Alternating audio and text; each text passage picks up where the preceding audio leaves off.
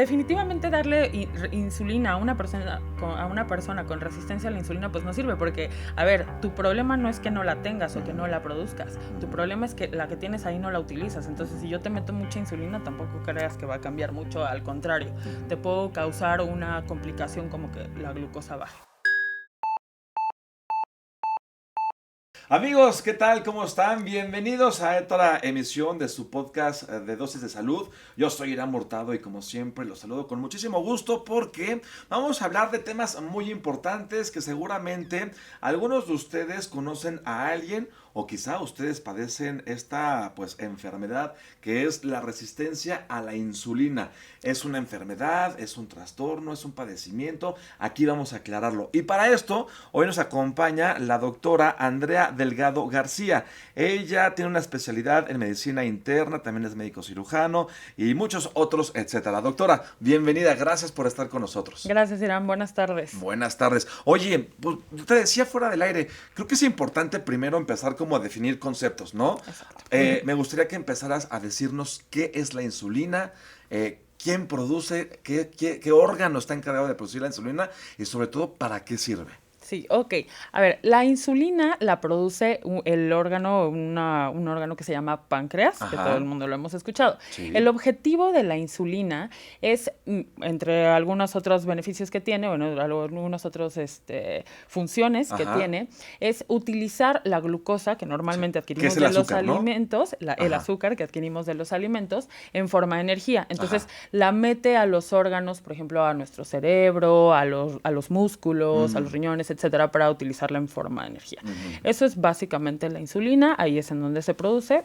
¿Es un líquido, es una hormona, es una sustancia? Es una hormona. Es una hormona. Es una hormona. Ok, importante, ¿no? Las hormonas. Ok, sí, totalmente. Entonces es una hormona, nos ayuda a convertir la glucosa, que es el azúcar que entra a nuestro cuerpo, a energía para poder funcionar y que todos nuestros órganos funcionen y poder tener esta funcionabilidad como seres humanos, ¿ok? Sí, ¿Vamos básicamente bien? eso, sí, perfecto. Y lo produce el páncreas. Exactamente. Ok, ¿el páncreas por dónde está?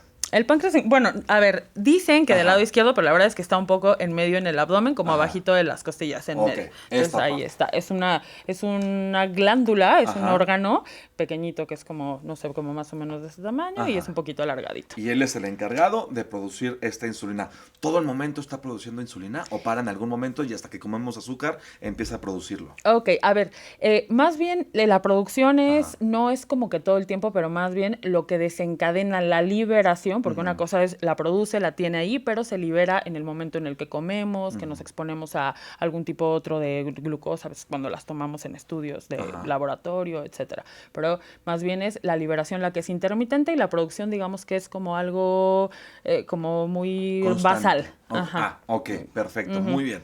Entonces, ¿hay cálculos de cuánta insulina produce el páncreas?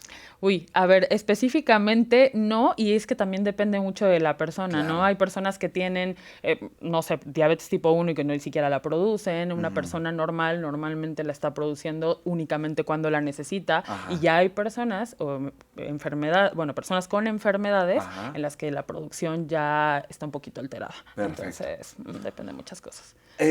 La insulina depende mucho de la edad en la que estemos, es decir, de niños producimos más o menos y ya de adultos producimos menos o más. ¿Sí es en función de la edad?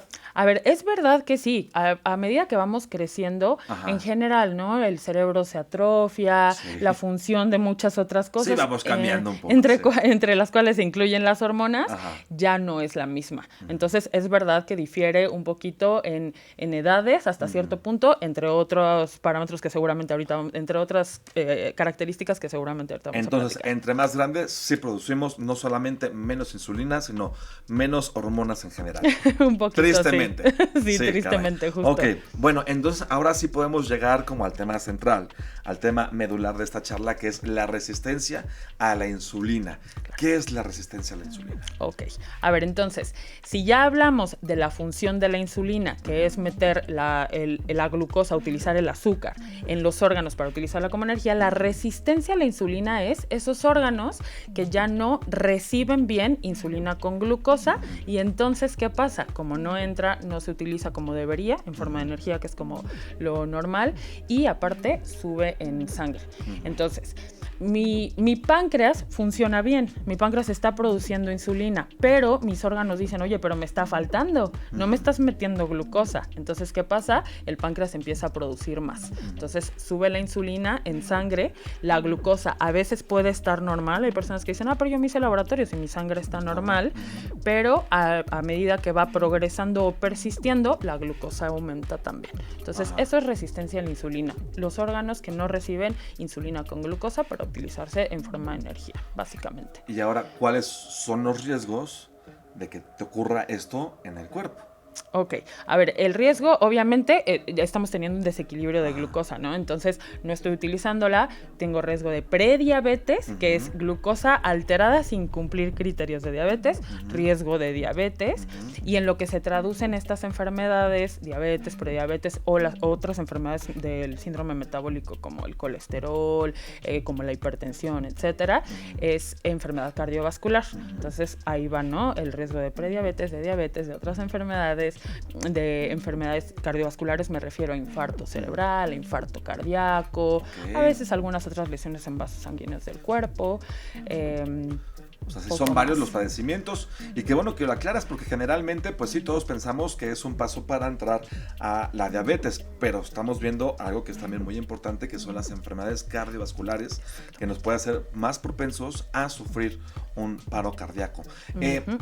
¿Qué pasa? O sea, cuando tienes resistencia a la insulina, o sea, un día te levantas y ya la tienes, es hereditario, o está ahí como latente el riesgo y de repente te explota en la cara. O sea, ¿cómo es esto? A ver, casi siempre es progresivo. Y los factores de riesgo, como en casi todas las enfermedades metabólicas, son, por ejemplo, obesidad, el sobrepeso también, el sedentarismo. Entonces, normalmente una persona que ya empieza a tener alteraciones tiene un antecedente de hábitos en su estilo de vida. Ahora, nosotros, por ser latinos, tenemos el riesgo también. O sea, en nuestra genética ya viene, y en las guías, de hecho, dice, si tú eres latino, si tienes sobrepeso, si tienes obesidad, si eres sedentario tienes antecedentes familiares, te toca hacerte estudios porque tienes riesgo de tener, resistencia a la insulina, prediabetes, diabetes. Entonces, más bien es eso, una historia de hábitos, una historia familiar, antecedentes genéticos que nos predisponen a alteraciones progresivas en nuestro metabolismo que finalmente se convierten en ya tener nuestra insulina un poquito alta y la glucosa a largo plazo. ¿Cuáles serían los focos o estas banderitas rojas, o como dicen ahora los chavos, las red flags, que tengamos que estar pues atentos, ¿no? Pendientes? ¿Cuáles son los síntomas que podrían estar ahí diciéndonos, aguas, que podrías tener esto, podrías tener resistencia a la insulina? Ok, a ver, síntomas, a veces no los hay, y quiero que la gente sepa que no necesariamente deben de tener síntomas, porque me ha pasado muchas veces en la consulta que me dicen, oye, pero yo me sentía muy bien. Eso es lo malo de estas enfermedades, que son engañosas, ¿no? Uno se siente bien, pero al final sus laboratorios ya no están tan bien, ¿no?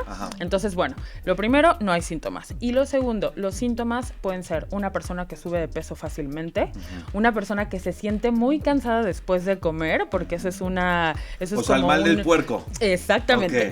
El mal del puerco, a ver, si yo sé que comí excesivamente y que comí de todos los grupos y sobre todo carbohidratos, puede ser. No necesariamente tengo que tener resistencia a la insulina, pero es verdad que es más propensa a una persona con resistencia a la insulina a que le pase esto del mal del puerco. La acantosis nigricans también, que son manchitas de color café como aterciopelado, sobre todo en pliegues, en la nuca, en las axilas, pero cuando persiste puede ser en cualquier parte. Yo he visto pacientes con acantosis en la frente, en la espalda, etcétera. ¿Qué más? Sed. A ver, eso pasa cuando ya tengo un descontrol de glucosa muy importante. Se llama, sed, es muchísima sed, porque ¿qué pasa en mi cuerpo? Tengo mucha glucosa que está cambiando. La osmolaridad es la diferencia o el desequilibrio entre los líquidos y los solutos en la sangre. Entonces, cuando ya tengo demasiada glucosa, pues ¿qué pasa? Mi cuerpo quiere compensar tomando más agua, ¿no? Entonces se siente mucha sed, empiezan a orinar mucho porque el riñón también trata de compensar eliminando glucosa en la orina. Se sienten muy cansados porque finalmente pues su metabolismo no está haciendo el adecuado, ¿no? Su cuerpo no está funcionando con los nutrientes necesarios. Entonces, sí es verdad, mucha sed, muchas ganas de hacer pipí, cansancio. ¿Duermen bien? Poco más. No, tampoco. A ver, sí, también el dormir, y qué bueno que lo mencionas porque ahorita si vamos a hablar de recomendaciones, que seguro sí, hay que tomar en cuenta eso. Y, se alteran muchas otras vías hormonales, como por ejemplo la del cortisol. Entonces sí es verdad que los pacientes pueden tener alteraciones del sueño. Yo he visto mucho en gente que intenta bajar de peso, ¿no? Y de repente les cuesta mucho trabajo y su diagnóstico o lo que dicen que les dicen el doctor, el bariatra o el especialista que estén viendo es que son resistentes a la insulina. Entonces el sobrepeso o más bien la incapacidad para perder peso también es un síntoma de esta si es enfermedad. Sí, podría decirse que es una enfermedad. Y sí, la incapacidad para perder peso, como lo había mencionado, es o que ganen peso fácilmente, también, porque finalmente pues es un desequilibrio, ¿no? En el control hormonal. Ok, perfecto. Y ahora, entonces, ¿cómo se diagnostica? O sea, ¿cómo yo sé que tengo la resistencia a la insulina? ¿Me mandan a hacer estudios? ¿Qué clase de estudios? Y para ustedes dar ese diagnóstico. Ok, a ver, los dos principales estudios que son como más directos es uno que es un poquito más antiguo que se llama HOMA-IR, que ve la diferencia entre la insulina y la glucosa. Como te decía, ¿no? Sube la insulina para compensar y después la glucosa. Ese es un poquito más inespecífico porque el punto de corte es 2. Si está menos de 2 es no tienes y si está más de 2 es sí tienes, ¿no? Pero hay otro que es mucho más específico que se llama Quantose, que no solamente mide glucosa e insulina, sino también otros ácidos como el ácido oleico, el alfa-hidroxibutirato, que se relacionan con qué tanto funciona el páncreas, con la sensibilidad a la insulina, y ese es mucho más específico. Tiene un 70% de seguridad de que si te sale alto es porque realmente lo tienes. ¿Y es examen de sangre? Son exámenes en sangre. Y ese, perdóname. No, adelante. Y ese nos da parámetros, no solamente dice sí o no, ese nos dice el nivel, sabes que ya estás en casi resistencia, o sabes que estás súper resistente o estás tal. Y bueno, es como... ¿Se mandan los dos juntos o con uno es suficiente? Con uno es suficiente, con uno es más que suficiente. Entonces, perfecto. Ya, pues nos mandamos a hacer los estudios, desafortunadamente nos dicen, híjole, sí tienes resistencia a la insulina, ¿y ahora qué sigue? ¿Cómo me trato? Porque, ¿tiene cura? Sí, ¿Tiene totalmente. cura? Totalmente. Eso está increíble, ¿no? Sí. Porque creo que hasta hace no mucho no tenía cura, ¿sí? Pues, a ver, la diabetes también tiene cura. ¿En serio? Sí. Tienes que hablar de eso. Ahora sí, totalmente. ¿Cómo? ¿Tiene cura la diabetes? Sí, no sé, las guías dicen, si tú tienes un paciente joven de reciente diagnóstico que empieza con cambios en el estilo de vida, sí se puede curar. Yo que estoy un poquito más en relación con la cirugía bariátrica. La cirugía bariátrica, hasta el 60% en los primeros 5 años, sobre todo el bypass gástrico, se asocia a una remisión completa de la diabetes. La mayoría de nuestros pacientes posoperados ya no usan tratamiento. Entonces, sí tiene cura. ¿Y todos los tipos de diabetes?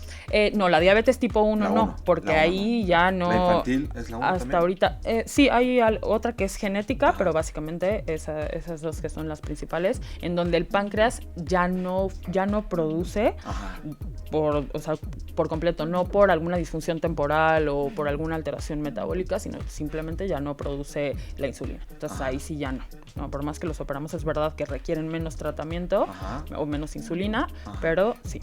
Pero entonces, ¿el tratamiento para la resistencia a la insulina es una operación? No necesariamente. A ver, te voy a poner 3 escenarios. Okay. El primer escenario es un paciente joven que tiene un poquito de sobrepeso, que no hace ejercicio y que no tiene buenos hábitos alimenticios. Entonces, llega a mi consulta, yo veo su Quantose, por ejemplo, que es como un poco más específico, y apenas está cumpliendo criterios para eso. Entonces, yo le digo, a ver, ponte a hacer ejercicio, come bien, les doy recomendaciones de dieta, cambios en el estilo de vida. y le pido un control. Normalmente los controles se hacen en 3 meses. Entonces, si ya con esos cambios mejoró, no le voy a dar medicamento, la verdad. Pero otro escenario, una mujer posmenopáusica, porque los cambios hormonales, y como ya hablamos lo de la edad, también influyen. Una mujer posmenopáusica que sí come bien, que sí hace ejercicio, ya que más le voy a decir, oye, haz más, ¿no? Ya, piérdete haciendo ejercicio, claro que no. Entonces, lo que hago es darle tal vez metformina, una dosis relativamente pequeña, y su seguimiento. Ok, estás comiendo bien, o tal vez algunos suplementos, ¿no? Por ejemplo, el omega 3 también ayuda con el metabolismo, entre muchos otros. Sí. Y un tercer escenario, un paciente con obesidad. A este paciente no solamente le voy a ver si tiene resistencia a la insulina o no, sino que mi objetivo es que pierda peso. Porque uno de los factores de riesgo para resistencia a la insulina es la obesidad. La grasita que tenemos acumulada de más, es normal tener grasa y tiene funciones buenas para nuestro metabolismo, pero cuando se acumula más de lo que debería, disfunciona. Entonces, si yo a ese paciente le doy metformina, no le voy a ayudar mucho porque no le estoy quitando el factor de riesgo. Claro. Entonces quiero que pierda peso y le doy, no sé, Ozempic, ¿no? Que está ahorita en Wegovy, no sé. Entonces el tratamiento depende de las características y tal vez de los niveles de cada persona. Y ese tratamiento es temporal, ¿no? Ni siquiera sería como de por vida. A ver, yo siempre les digo a los pacientes que el tratamiento es temporal porque mi objetivo es que cambien su estilo de vida. Claro. No quiero sustituir el ejercicio y una alimentación con medicamento. Entonces, lo normal es que sea temporal, pero es verdad que hay personas que lo requieren por más tiempo. Por ejemplo, una mujer que tiene un descontrol hormonal posmenopausia muy importante o otra causa de descontroles hormonales, ellos sí necesitan tratamiento por un poquito más de tiempo, si no es que hasta temporal, pero normalmente no pasa. ¿Qué pasa si alguien no se trata? Aparte de que podemos llegar a sufrir diabetes y estas enfermedades, estos eventos cardiovasculares, exactamente es la palabra. ¿Qué otras consecuencias podría tener un paciente con resistencia a la insulina? O sea, ¿te puedes llegar a morir de eso? Pues bueno, claro. A ver, si tienes a largo plazo un descontrol de glucosa, hay descompensaciones agudas que la glucosa al final lastima los vasos sanguíneos, entonces se puede morir de un infarto o cambian, hay cambios a nivel sistémicos en el cuerpo en general que generan complicaciones agudas como una cetoacidosis. Una cetoacidosis es la sangre se hace ácida y entonces empieza a disfuncionar todos los órganos casi. La osmolaridad, como te comentaba, pues también tiene muchos otros factores de riesgo, complicaciones en el cuerpo. Entonces, claro que una persona que no tiene un buen control de su glucosa, aunque no tengan síntomas, repito, puede tener una complicación aguda que puede llegar a la muerte. Entonces, sí. Hay la idea de que las personas delgadas no sufren de este padecimiento. ¿Esto es verdad o es mito? Cuéntanos de eso, doctora. Qué bueno que lo mencionas también para que no se confíen. O sea, recordarle a los pacientes o a las personas en general que no se confíen porque físicamente no tienen obesidad o no tienen sobrepeso. Sí, y es súper común, yo lo he visto un montón en la consulta, que personas realmente delgadas aparentemente, no traen sus estudios y tienen ya descontroles hormonales. Pero, a ver, yo asumo que si soy una persona que no tiene buenos hábitos, que desayuno, no sé, ahora aquí en México lo único que encuentro, si yo voy al gimnasio en la mañana a veces, encuentro tortas de tamal, atole, o sea... Son muy ricas. Sí, la verdad es que sí, o sea, la comida mexicana es una delicia. Sí. Pero tenemos que ser conscientes de que por muy rica que sea, no, digo, de vez en cuando está bien, pero no diario. Entonces, una persona que tiene esos factores de riesgo podría ser buena idea que tomara en cuenta que debería hacerse estudios para descartarlo o ser un poquito más conscientes de sus hábitos y cambiarlos, pero sí, es verdad. Y ya platicábamos que hay mucha gente que padece lamentablemente esta enfermedad. Sí. Te decía, yo había leído que era el 40% de la población en México, pero tú dices que tú crees que hasta más. Sí, porque, a ver, las estadísticas de sobrepeso y obesidad en general abarcan de 30-35% de la población mexicana obesa y un otro 40 y tantos % sobrepeso. Entonces, a ver, si de esas personas ya tienen un descontrol metabólico, yo la verdad es que dudo mucho que sea tan bajo el porcentaje de resistencia a la insulina. O sea, yo pensaría que es mucho más. Esto, por ejemplo, ¿tú recomiendas que se haga un examen cada año de la resistencia a la insulina junto con nuestra batería de exámenes? Ajá, las guías recomiendan a personas con factores de riesgo latinos, personas porque también con sobrepeso. Que los latinos somos propensos. Ajá, por ser latinos ya tenemos el riesgo genéticamente. Entonces, personas con sobrepeso u obesidad, latinos, personas que tienen antecedentes familiares de primer grado, padres, hermanos o abuelos, y personas sedentarias, personas que fuman y que consumen alcohol, se deben de hacer al menos cada año el cuantose que es para la resistencia y también hemoglobina glucosilada para ver más o menos los niveles de glucosa en sangre. De repente bariatras o también nutriólogos te recomiendan cierto orden en los alimentos para precisamente impedir como estos picos de insulina en el cuerpo. ¿Qué nos puedes decir acerca de esta situación? Sí, es verdad. A ver, cuando nosotros consumimos carbohidratos, sobre todo carbohidratos vacíos, comida chatarra, todo eso, nuestro cuerpo reacciona. Entonces yo como muchos carbohidratos, mi glucosa en sangre aumenta, mi páncreas dice, me metiste un montón de glucosa, aumenta la insulina y da un picote de insulina. Perdón. Entonces da un pico de insulina y la glucosa, ¿qué pasa? Cuando funciona normal y no tienes tanta resistencia, aunque tengas un poco, se mete a los órganos y entonces baja en tu sangre y te da un bajón. Ese es el mecanismo del mal del puerco. Entonces, esas personas tienen como ese riesgo y... de cómo el orden de los alimentos, ¿no? Y entonces, pues te sientes peor. Pero al contrario de si comes proteína, cuando empiezas con la proteína, eso yo siempre se los digo a los pacientes, el metabolismo es un poco, digamos que más adecuado. Ni siquiera voy a decir más rápido o más lento, es más adecuado. Entonces, la proteína se metaboliza de una manera diferente en la que tienes más saciedad por más tiempo. Tu metabolismo es mejor, te mantienes por más tiempo con más energía, etcétera. Más activo. Y aparte, obviamente, la masa muscular aumenta, ¿no? Claro. Independientemente de que hagas ejercicio o no, cuando consumimos más proteína tenemos mejor masa muscular. Claro. Entonces, yo sí les recomiendo empezar con la proteína. Que es la carne, el huevo, ¿no? El pollo, el pescado. Porque los mexicanos lo hacemos todo mal.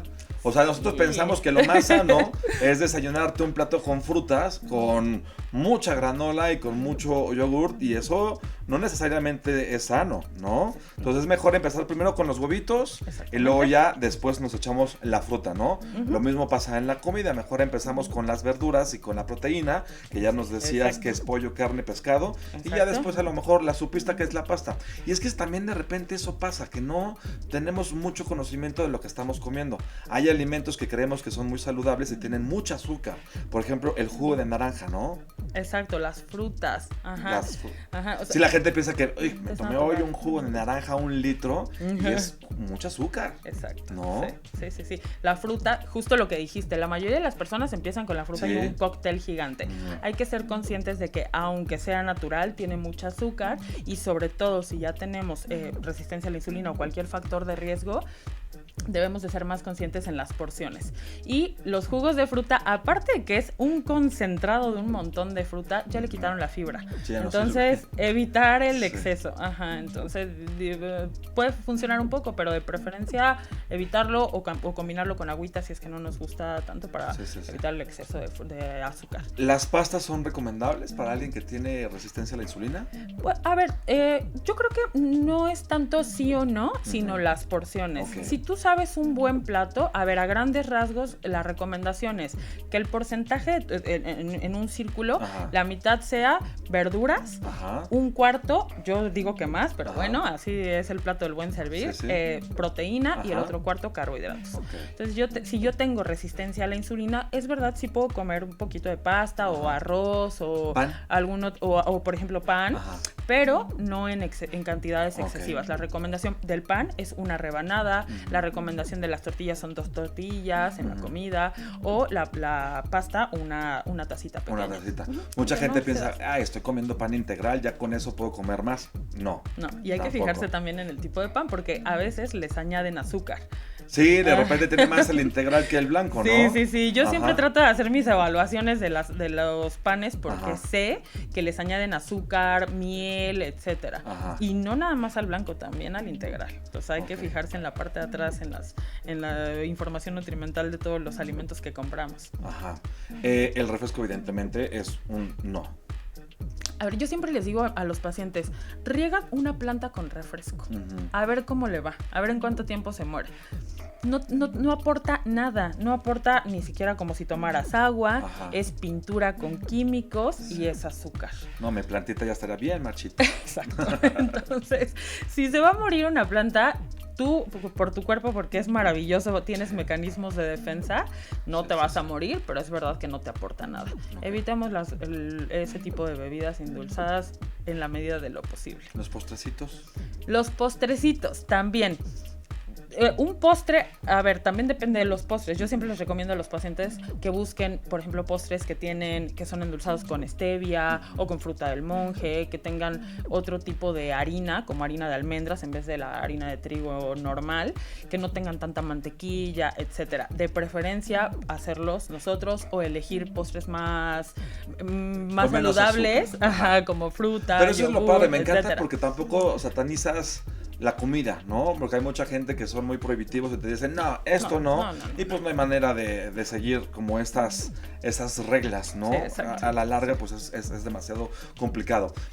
Ya hablábamos como de esta relación del sobrepeso o gente que intenta bajar de peso y no puede por su resistencia a la insulina y se somete a tratamientos o sobre todo más bien a programas de ejercicio muy fuertes, de mucho trabajo cardiovascular.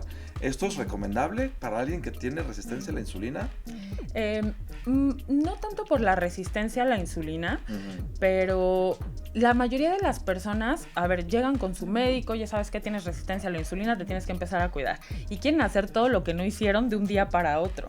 Entonces, lo que más bien la recomendación es, empieza de manera progresiva, no te excedas, porque el cuerpo tiene mecanismos de defensa en el que si yo estoy acostumbrado a un consumo de 3,000 kilocalorías al día y estoy acostumbrado a no hacer ejercicio, cuando tú empiezas a hacerlo de manera drástica, sobre todo, o excesiva, yo como cuerpo digo, oye, espérame, tú me estabas dando todo esto, entonces empiezan a sentir cansadas, claro. El metabolismo se retrasa, te empieza a pedir, te da como ansiedad, y luego esas personas caen en una comida compulsiva porque todo lo que no habían hecho como que, o sea, sí da síndrome claro. de abstinencia, o sea, sí hay cambios a nivel cerebral. Y el del azúcar es uno de los peores. Ajá, exacto. Entonces sí hay cambios a nivel cerebral que se asocian con las adicciones. Claro. Entonces lo ideal es hacerlo de manera progresiva para acostumbrar a tu cuerpo y no excederte, como dices, ¿para qué soy tan restrictivo si sé que en un mes va a llegar mi paciente y me va a decir, doctora, me harté, ya no pude? Entonces,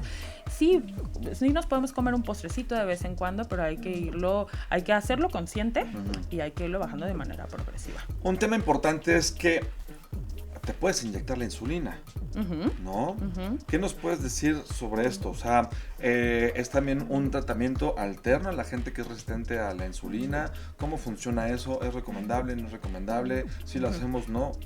Échanos tu conocimiento. A ver, no, definitivamente darle insulina a una persona con resistencia a la insulina pues no sirve porque, a ver, tu problema no es que no la tengas o que no la produzcas. Tu problema es que la que tienes ahí no la utilizas. Entonces, si yo te meto mucha insulina, tampoco creas que va a cambiar mucho, al contrario. Te puedo causar una complicación como que la glucosa baje. Entonces, no, el tratamiento para resistencia a la insulina no tiene incluida la insulina. En personas, diabetes tipo 1 sí o sí, y por ejemplo diabetes tipo 2, dependiendo de la persona, porque al principio, cuando empezamos con resistencia a la insulina, progresamos a prediabetes, a diabetes, etcétera, ya no, llega un momento en el que el páncreas, al principio trabajó de más, pero llega un momento en el que ya no funciona. Entonces, para resistencia no, para otro tipo de complicaciones, dependiendo de la persona, puede funcionar, pero ya hay muchas cosas nuevas.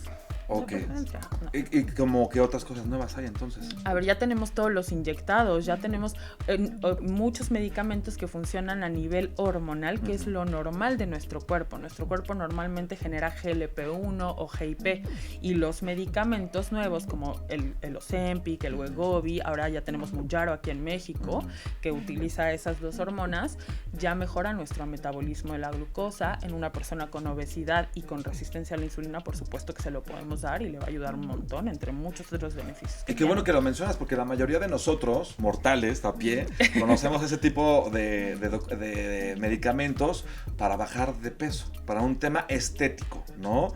Y hay que decirlo, estos medicamentos se crearon para hacer un auxiliar en el tratamiento de la diabetes, ¿no? Y bueno, más bien de la obesidad, y se dieron cuenta que funcionaba para la diabetes, o lo estoy diciendo al revés. Al revés, sí, justo empezó con el objetivo de la diabetes y luego vieron que también ayudaba con el peso. Para la obesidad. Entonces ahora no solamente funciona para eso, sino también para la gente resistente a la insulina, porque tiene que ver totalmente con el peso, ¿no? Que tenemos.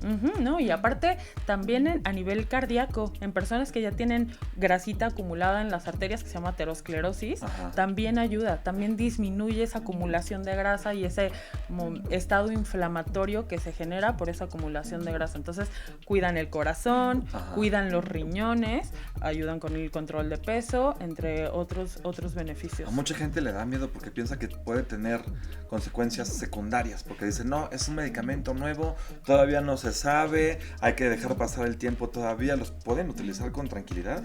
Es verdad que tiene efectos secundarios y que hay que individualizar al paciente.